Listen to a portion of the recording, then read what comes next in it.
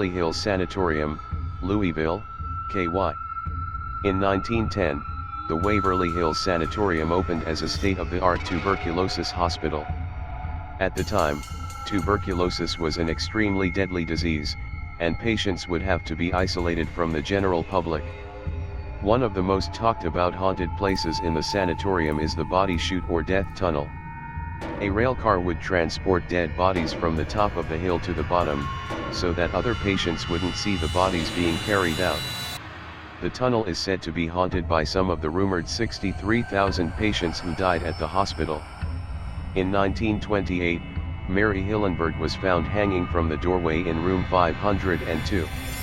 At first, it was suspected she committed suicide, as she had recently been impregnated by a married doctor. Instead, it was found the doctor staged the suicide after Hillenberg died during the abortion he gave her. Bachelor's Grove Cemetery, Bremen Township. On the outskirts of Chicago lies one of the most haunted cemeteries in the world. The small isolated graveyard originally was the burial place for an immigrant community in 1844. It is rumored that Al Capone and other gangsters would dump dead bodies into the pond next to the cemetery, although it has never been verified. Satanists are also known to have met in this desolate area to perform black magic. A white lady is said to appear during the time of full moons. A photographed image of her even appeared on the cover of the Chicago Sun-Times in 1991. Ghost hunters have searched the cemetery and reported seeing numerous erratic orbs, which they believe is proof of a ghostly presence. Eastern State Penitentiary, Philadelphia. Eastern State Penitentiary opened in 1829 as the first solitary confinement prison. Prisoners were alone at all times, and when inmates were transported, they were even covered with hoods so they could not see any other inmates. The solitary confinement is believed to have driven prisoners crazy. Overcrowding soon ended the solitary system. The most notable inmate was Al Scarface Capone, serving time in his first sentence from 1929 to 1930. Prison time in Eastern State was easy for Capone, who had an oriental rug, radio, and other fine features in his room. Famous bank robbers William Francis Sutton and William Blackie Zupkowski also spent time here. Since the penitentiary was abandoned in 1971, rumors of footsteps, eerie noises, and ominous orbs swirled.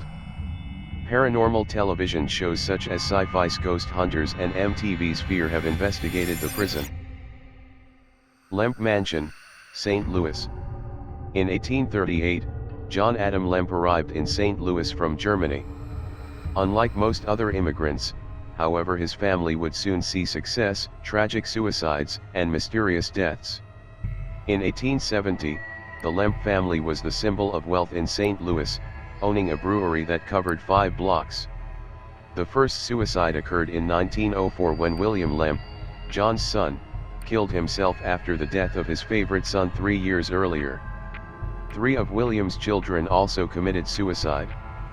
William's daughter, Elsa, killed herself in 1920, her brother William Jr. shot himself years later when the business went under, and her brother Charles shot himself in the basement in 1949. In 1970, the only remaining son, and the only one to die of natural causes, passed away and had his caretaker destroy all family heirlooms.